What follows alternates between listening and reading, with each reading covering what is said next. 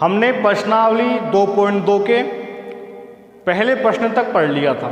आज से अपन दूसरा प्रश्न स्टार्ट करेंगे। ठीक है, दूसरे प्रश्न में हमें बोल रहा है कि पूर्णांकों के निम्नलिखित युग्मों का महत्तम समापवर्तक और लघुत्तम समापवर्तक ज्ञात कीजिए तथा सत्यापित कीजिए कि HCF इंटू LCM बराबर पूर्णांकों का गुणनफल। हमें संख्याएं दी हुई हैं, जैसे दूसरे का पहला दिया हुआ है कितना, 96 और 404, 96 और 404, सही है।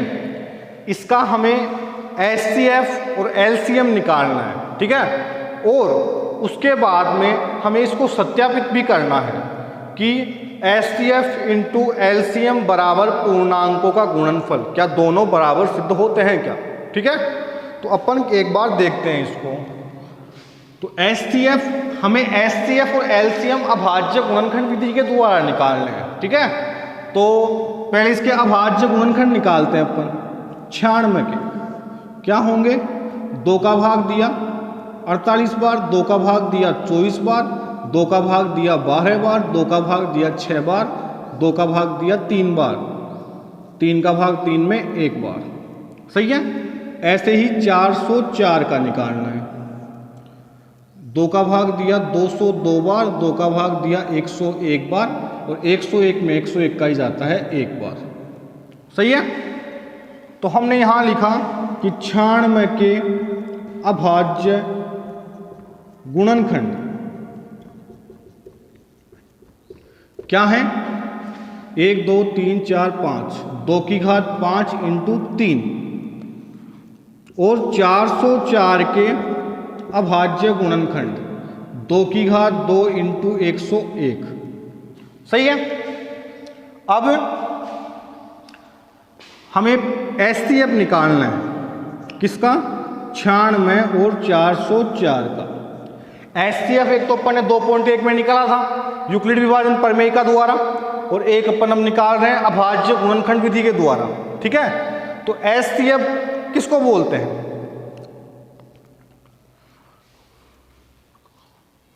बताओ HCF क्या आएगा।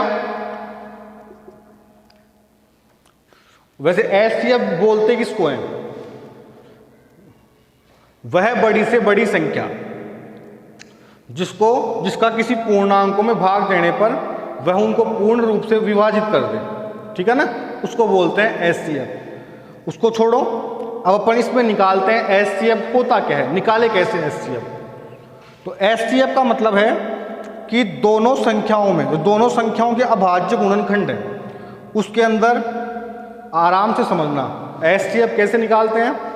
जो दोनों लाइनों में जो समान आ रहा हो और कम से कम बार आ रहा हो, उसको क्या बोलते हैं, HCF। नॉर्मल भाषा में बता रहा हूं।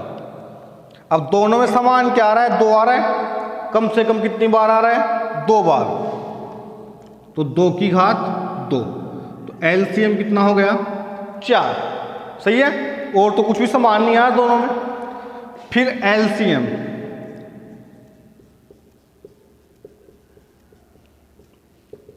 LCM किसको क्या निकालेंगे अपन, LCM का मतलब होता है जो दोनों में समान आ रहा हो ज्यादा से ज्यादा बार, और जो दोनों में नहीं आ रहा हो उसको भी लेना है। दोनों में समान कौन आ रहा है, 2 आ रहा है, ज्यादा से ज्यादा कितनी बार, 5 बार, 2 की घात 5, सही है। और दोनों में क्या नहीं आ रहा, 3 भी नहीं आ रहा और 101 भी नहीं आ रहा, तो ये क्या हो गया, इसका LCM। दोबारा समझना, HCF तो किसको बोलते हैं, जो दोनों में समान आ रहा हो कम से कम बार। ठीक है, और LCM किसको बोलते हैं, जो दोनों में समान आ रहा हो अधिक से अधिक बार, और जो दोनों में नहीं आ रहा हो वो भी लेना है अपने। क्लियर, ये तो हो गया HCF और LCM। अब सत्यता की जांच करनी है, तो जांच करने का फॉर्मूला होता है HCF इंटू LCM बराबर पूर्णांकों का या फिर संख्याओं का गुणनफल, पूर्णांकों का गुणनफल। ठीक है, तो HCF तो क्या है हमारे पास में, 4। एलसीएम क्या आया, 2 की घात 5 का मतलब कितना होता है 32 इंटू 3 इंटू 101 बराबर, हमारे पास पूर्णांक क्या थे 96 और 404।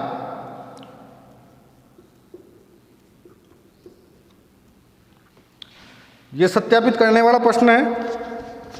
इस प्रकार से जांच करते हैं अपन कि एचसीएफ और एलसीएम अपन ने निकाले हैं वो सही है या नहीं है अपने, ठीक है। तो गुणा करके देखते हैं, पहले इसको करता हूं, तो इसको करते हैं पहले। 96 को 4 से गुणा किया तो कितना आएगा 96 दूना 192, 96 चौक 384, सही है। 384 का 4 हासिल की 38, 96 को 0 से किया 0, 0 और 38, 38, 38 का 8 हासिल की 3, ठीक है। 96 को 4 से किया तो 384 और 4 3 387, ये तो ये आ गया। इधर गुणा करो, 101 को 3 से किया तो 303 इंटू 32 को 4 से किया तो 128, ठीक है। 128 को 3 से किया तो 384 का 4 हासिल की 38, 128 को 0 से किया 0, 0 38 8, 38 का 8 हासिल की 3, 128 को 3 से किया तो 384 और 3 387, समान आ रहे हैं दोनों।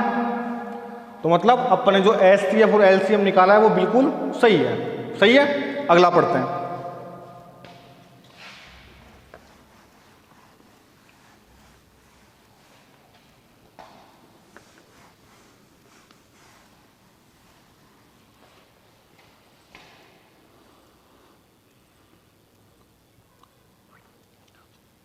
तीन 336 और 54, दूसरा है 336 और 54, सही है। तो वही 336 में 2 का भाग दिया 1 बार, 13 में 6 बार, 16 में 8 बार, वापस 3 का, 2 का 8 बार और 4 बार, वापस 2 का 42 बार, वापस 2 का 21 बार, फिर 3 का 7 बार, 7 में 1 बार, फिर 54, 2 का 27 बार, 3 का 9 बार, 3 का 3 बार और 1 बार। तो 336 के अभाज्य गुणनखंड क्या हुए 1 2 3 4, 2 की घात 4 इंटू 3 इंटू 7, 54 के अभाज्य गुणनखंड क्या होंगे 2 इंटू 3 की घात 3, सही है।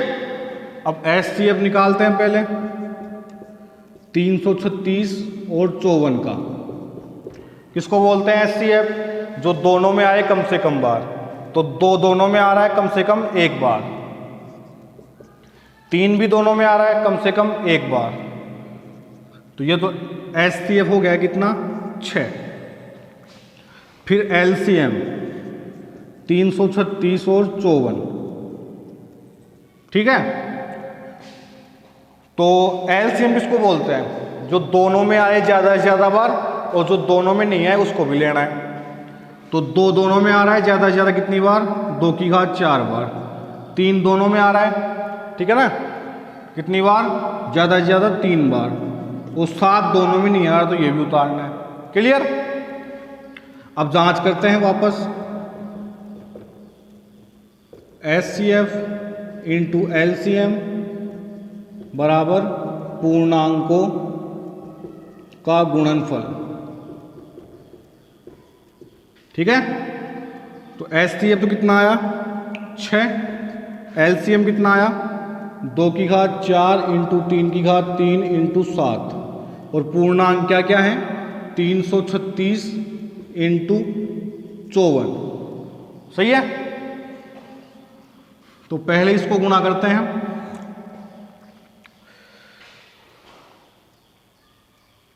54 को 6 से गुणा किया तो क्या आएगा 50 को 6 से किया तो 324, 324 का 4 हासिल की 32, 54 को 3 से किया तो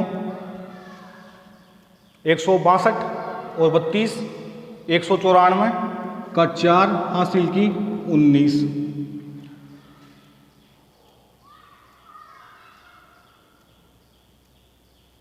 सही है। फिर 54 को 3 से किया तो 162 और 19 कितने होते हैं? 162, 172, 181, ठीक है। इसको भी गुणा करते हैं। 6 इंटू 2 की घात 4 का मतलब 16, 3 की घात 3 का 27 इंटू 7, 16 की 96,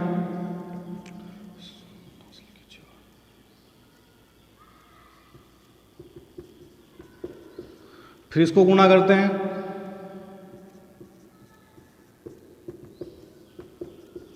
दोनों समान आ रहे हैं, मतलब अपना एचसीएफ और एलसीएम क्या है? सही है।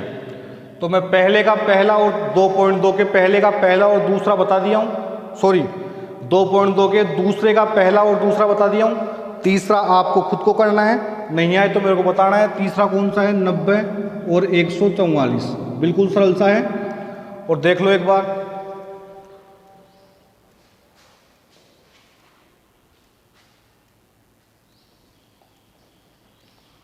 ठीक है।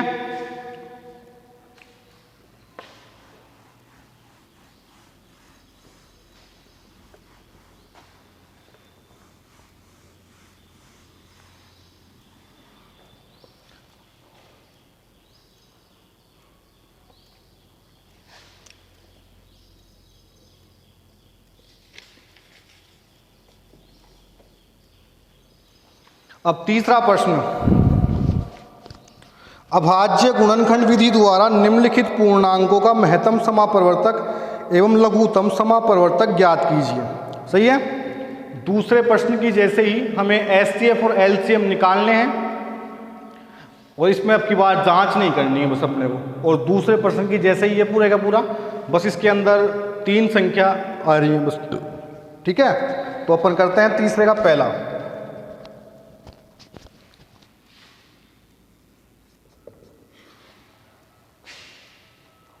बारह, 15 और 21, 12, 15 और 21, सही है। तो 12 के निकालूंगा मैं, 2 का भाग गया 6 बार, 2 का 3 बार, 3 का 1 बार, सही है। 15 के 3 का 5 बार, 5 का 1 बार, फिर 21 के 3 का 7 बार, 7 का 1 बार। 12 के अभाज्य गुणनखंड क्या आए? 2 की घात 2 इंटू 3। 15 के अभाज्य गुणनखंड क्या आए? 3 इंटू 5। फिर 21 के अभाज्य गुणनखंड क्या आए? 3 इंटू 7, सही है। फिर हमने एचसीएफ निकाला 12, 15 और 21 का, कितना आया? एचसीएफ जो दोनों में समान आ रहा हो, तो दोनों में समान कौन आ रहा है? 3 आ रहा है, सही है। कितनी बार? कम से कम 1 बार, तो 3। एलसीएम 12, 15 और 21 का क्या आएगा? जो दोनों में समान आ रहा हो, तीनों में समान आ रहा हो, तो समान कौन आ रहा है? 3 बार, ज़्यादा से ज़्यादा 1 बार ही आ रहा है। और जो तीनों में नहीं आ रहा वो भी उतारना है, तो 2 की घात 2 इंटू 5 इंटू 7, सही है। एक और करते हैं।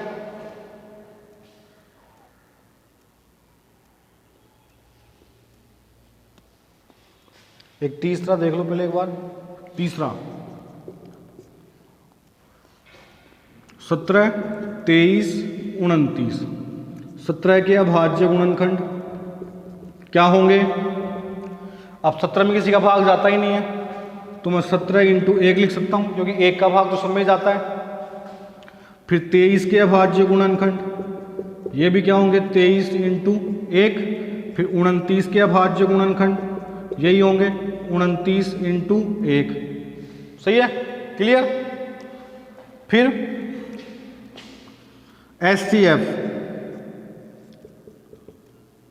17, 23, 29 का क्या आएगा? सब में समान कौन आ रहा है? 1 ही आएगा। एलसीएम क्या आएगा? 17, 23, 29।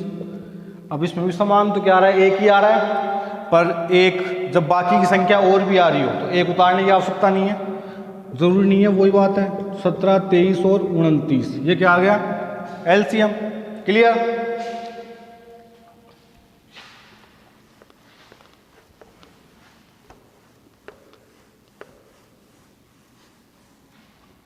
एक और पढ़ते हैं।